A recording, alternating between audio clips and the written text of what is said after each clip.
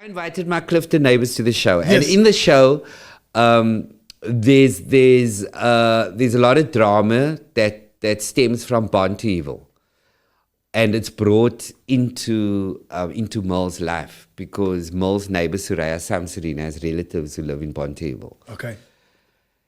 And it gets quite, it's an arc of the story. It's one of the arcs of the story that it's quite hard hitting, and it resonated with people. It's very emotional. It's unsettling because it's real.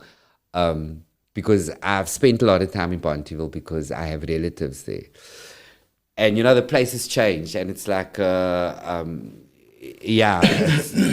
just feel there's a whole race being eliminated and our government standing by and just watching and doing nothing. So this is brought onto the stage. And the Clifton people, for example, never knew. I won't say they never knew that Bonteval existed, but it was a word that maybe popped up on Google Maps now and then. Yeah. They didn't know it. No, there's maybe been a warning that some people might have seen on a WhatsApp group about a Vanguard Drive turn off. Those warnings. Watch it when you're on Jake's Gerwel, or rather take the N1.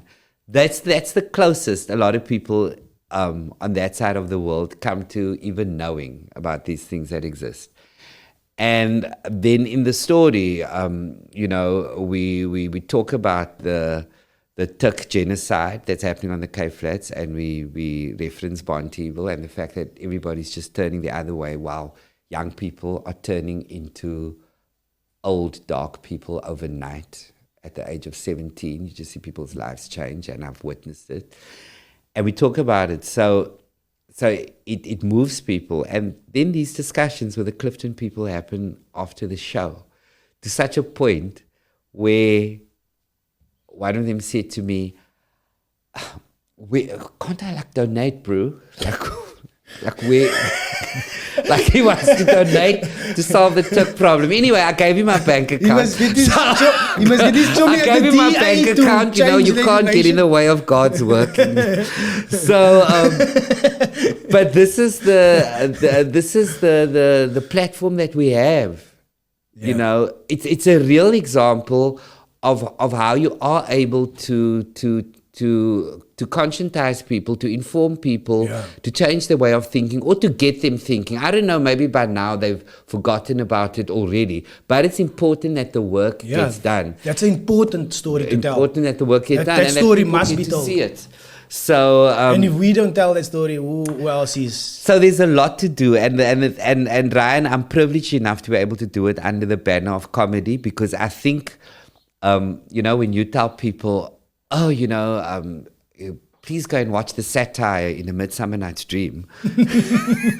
I know already the answer from one of my children is going to be, we'll meet you afterwards. We're going drinking. You can go to Maynardville and go watch your Shakespeare. So they won't necessarily go there, intentionally to watch a Shakespeare.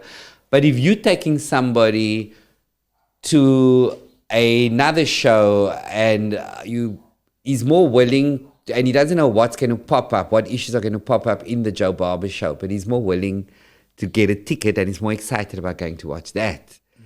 So I'm saying, work like that, work like Aunty Merle's. And I mean, it was done when the late Tali Peterson and David Kramer first did District 6, the musical. How did that change people's lives and ideas about the theatre and what can be portrayed on the theatre? Suddenly it was like looking in a mirror, and suddenly the standard was so high, but they then singing choir songs and the standard is so high, but they're telling our stories, and you have to go, but why is the word but in there even?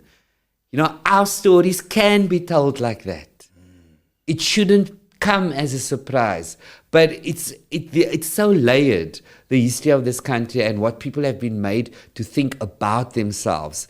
And so I see it partly as my responsibility as well, through comedy, to also be talking about issues that are not necessarily ha-ha when you're just going to bring it up. Sure, by the time I get to the end of the story, whatever I weave into it, someone's got to laugh because, you've got their money, because I was like, don't depress me here, I came to laugh. But you can't just also stand there with blinkers on and pretend that the world is kumbaya, my lord, and everything's fine and everything's dandy. There's a lot of responsibility with the arts, and it's my hope that kind of thinking filters through into television as well. Into the next generation, like... Yeah, what people have got to be exposed to, man. It's almost too, my... You say television. Television don't exist anymore. But, vision. It's like on social screen. media. I know. I call this, Anwar calls this our TV, he says it's our TV channel. Our social media channels, that's our TV channel, because we're telling people what we'd like them to see.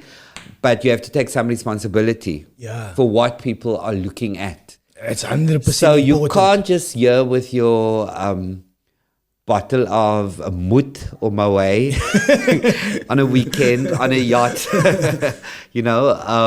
You've got to take some responsibility for what people are watching on your channel as well. 100% agree. But with when I say television, there's also, streaming on the Showmax, Netflix.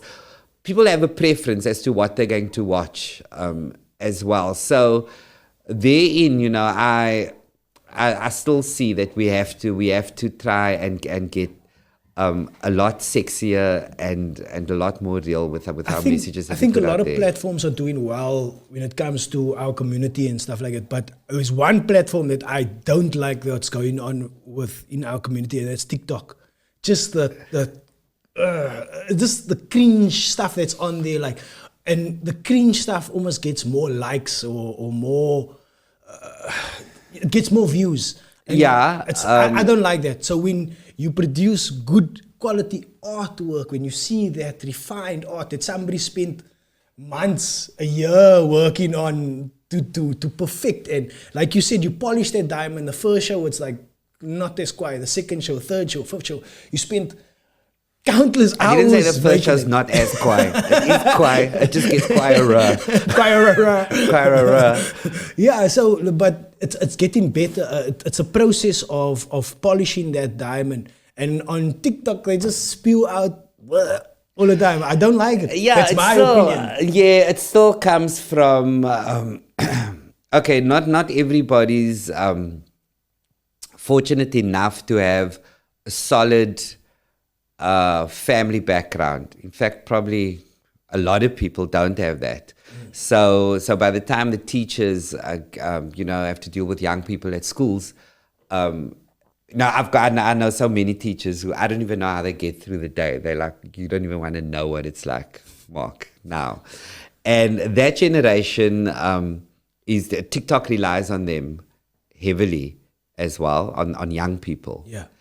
So it speaks to what you're seeing, when you're seeing the things that you say that you don't like on TikTok, but it speaks to where people's mindsets are at and what they think that audience is willing and ready to consume. I get a knot in my stomach when I see a video going viral of somebody being moved at school. And people are filming it. Yeah.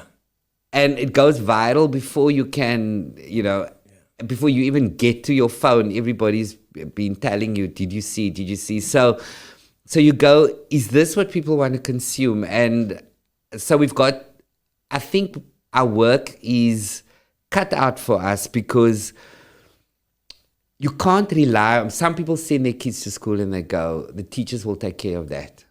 They will tell you what not to cheer at them, but they can't. It's an open secret. They're not going to do that. They're just barely going to get through what is called a syllabus, if even. And we need to take care of young people in our lives and talk to them more. Find out what they're watching, find out why they're watching it, and get people interested in other things as well. It can still be on your phone, it can still be on TikTok, but there are lekker things in life. There are just good things, man, that leave a lekker fragrance. as well. Like this conversation, it leaves a good fragrance. What I feel. Are you trying to say this is the best conversation you've had? I really feel that you shouldn't say that, because people who've been on here before are watching. So top 2. I'm not gonna. Clever. Top 2. Number 1, you know who you are. Yeah.